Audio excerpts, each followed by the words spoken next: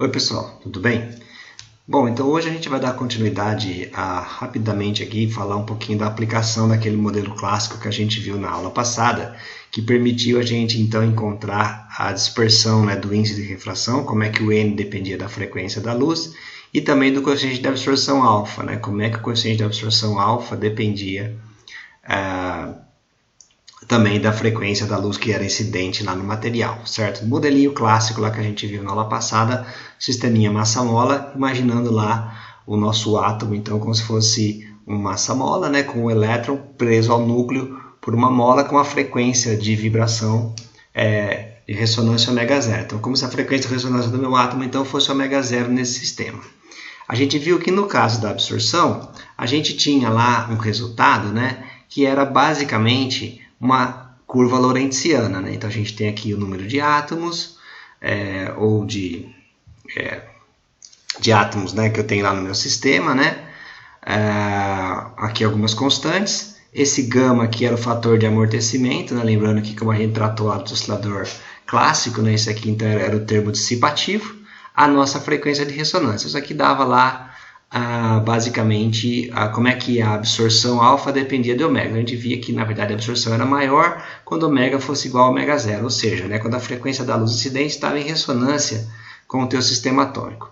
Bom, o que a gente quer na verdade fazer na aula de hoje é aproveitar esse resultado aí da absorção e tratar isso para entender o espalhamento da luz pela matéria nesse modelinho clássico, tá bom? Então, voltando aqui, classicamente nós escrevemos essa expressão aqui para a absorção. Bom, como eu falei, a ideia então é descrever o espalhamento da radiação, que na verdade é imaginar que a gente tem pequenos centros de espalhadores, né, da ordem ou menor do que o comprimento de onda, e que a gente tem um campo uniforme que vai então incidir nesse centro de espalhadores e vai espalhar para qualquer lado. Bom, a gente primeiro tem que definir aqui o que a gente chama de seção de choque, tá bom?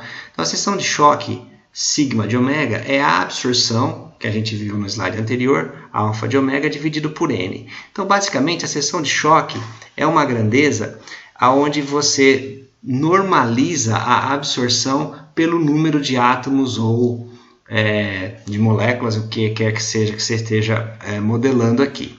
Tá bom? Então, é uma grandeza que depende do átomo, propriamente dito, né? Alfa, como a alfa é proporcional a N, como a gente viu nos slides para trás, então isso é uma grandeza mais macroscópica, né? É a absorção de todo o teu sistema atômico. O sigma, que é a seção de choque, como a gente define, ela e se você observar, né, o alfa tem unidade de centímetro a menos 1, o N tem unidade de 1 por metro cúbico, né, por centímetro cúbico, então isso aqui tem unidade de metro quadrado, por isso que isso aqui é chamado de seção de choque, é como a seção de choque que a gente aprende lá em colisão, em Física 1, Física 2.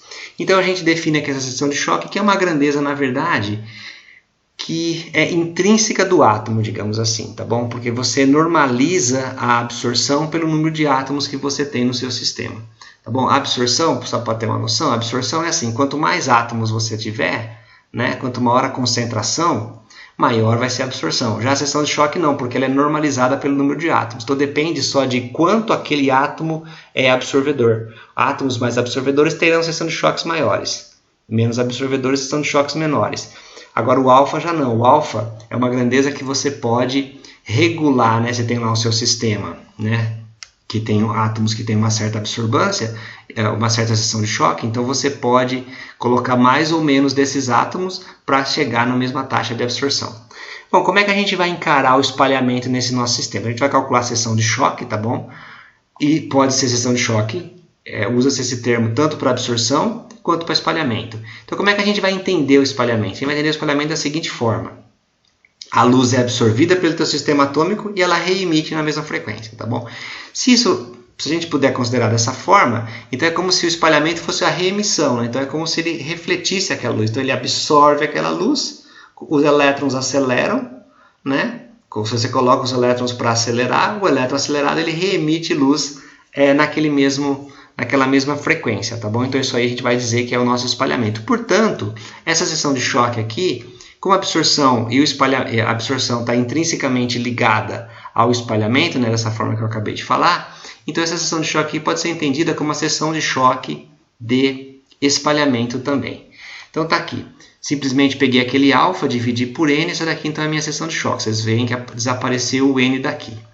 Bom, pessoal, tem 3 limites que a gente tem interesse de estudar da frequência da luz ômega em relação à frequência de ressonância ômega zero, certo?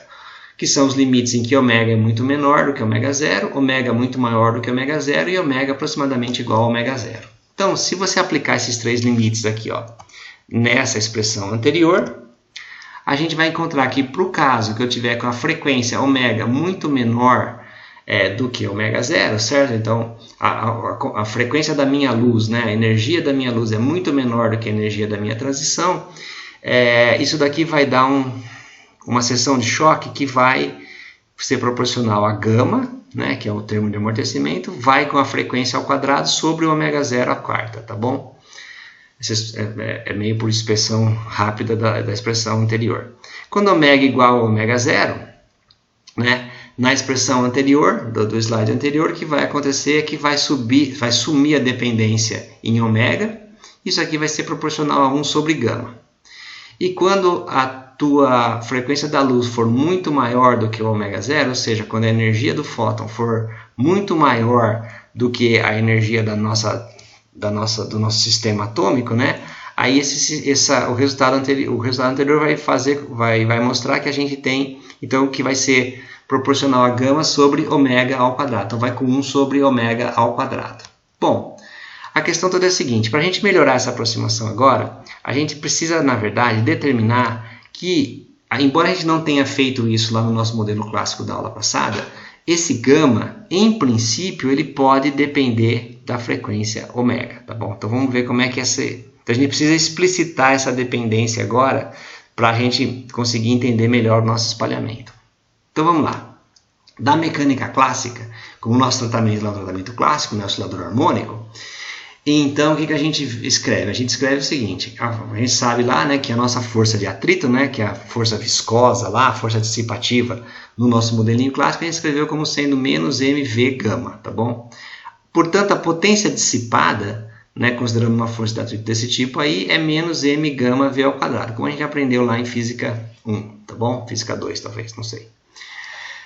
Então está aqui a nossa potência dissipada, simplesmente imaginando uma força de atrito do tipo que a gente usou no nosso modelo até agora, então ela vai ser m gama v ao quadrado. Bom, isso aqui vocês não viram, mas é um eletromagnetismo um pouco mais avançado, mas acreditem em mim, esse resultado, tá bom? Quando você tem aqui um elétron acelerado, uma carga acelerada ela irradia, e a potência emitida por essa carga acelerada é dado por essa expressão aqui, 1 sobre 4πε0, 2e ao quadrado sobre 3c ao cubo, módulo do a ao quadrado, onde a é a aceleração que a minha carga tem. No nosso caso, né, no nosso modelinho harmônico, a gente usou como resposta, né, dizendo que o nosso elétron está oscilando com essa mesma frequência ômega. Então, meu x é x0 elevado a i ômega t. Bom, se eu sei aqui, então, como é que é a descrição aqui do meu x de t, né, eu derivo 2 vezes e acho a aceleração.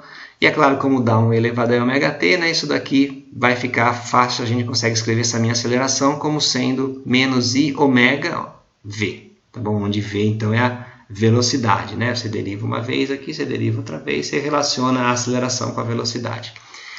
Substituindo, então, essa aceleração na minha expressão anterior, aqui eu acabo escrevendo, então, essa expressão que me dá a potência emitida pela minha carga acelerada, que, como vocês estão vendo aqui, é 1 sobre 2πε0, e ao quadrado, 3c ao cubo, ômega 2, v ao quadrado.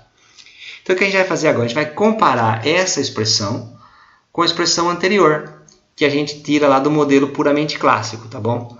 Que, afinal, o nosso modelo é clássico. Então, a hora que eu faço essa comparação desse P aqui com essa potência aqui, ó, a gente determina o gama. Então, você vê que o nosso gama, agora, comparando essas expressões, né, modelo clássico com o que você teria que ter no eletromagnetismo, a gente determina que nosso gama é esse monte de constante vai com ômega ao quadrado, ou seja, o meu gama depende da frequência ao quadrado. O que a gente faz agora? Então, a gente vai substituir esse gama em cada um daqueles 3 casos que a gente viu lá atrás para a seção de choque de espalhamento. Então, para o caso 1, né, que era o caso de ômega muito menor do que ômega zero, quando a gente substitui aquele gama que vai com ômega ao quadrado, então você vai ver que o seu sigma lá ele vai dar ômega à quarta sobre ômega zero, tá bom?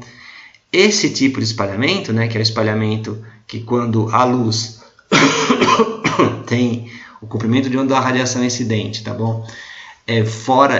Tem energia, né? Tem frequência muito menor do que o comprimento. Você está muito longe da ressonância, né? Mas por lado aqui de frequências menores, esse aqui é o espalhamento Rayleigh, tá bom? Que é o espalhamento que tem a dependência então com ômega quarta, né? Ou com 1 sobre lambda quarta. Lembrando que ômega, né, vai com 1 sobre lambda, onde lambda é o comprimento de onda da luz. Então isso aqui é legal porque com esse modelinho clássico a gente consegue prever, né, uma coisa do eletromagnetismo bastante interessante, que é o espalhamento Rayleigh, que é aquele que explica por que o céu é azul, por que o pôr do sol é vermelho, como a gente já viu lá mais para trás no curso, né, atenuação em fibras ópticas e assim por diante. Né?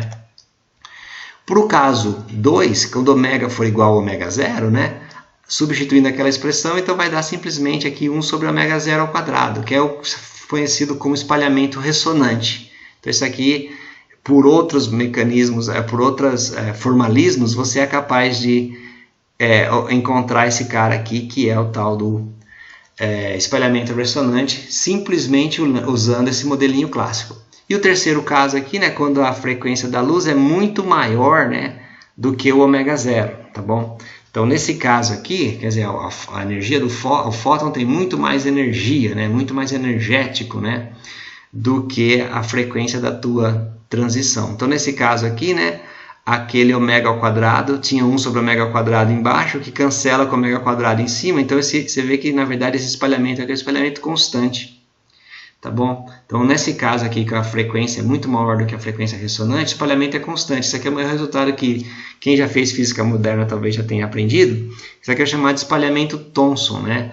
Que na verdade mostra que o espalhamento é igual para todas as frequências. Então, o interessante disso daqui é que a gente consegue pegar aquele modelo clássico, que a gente viu que já descrevia de uma maneira bem legal a refração e a absorção, e usar ele para explicar também o espalhamento da luz, e a gente consegue mostrar aí, né, os 3 casos assim mais marcantes, mais emblemáticos aí do espalhamento.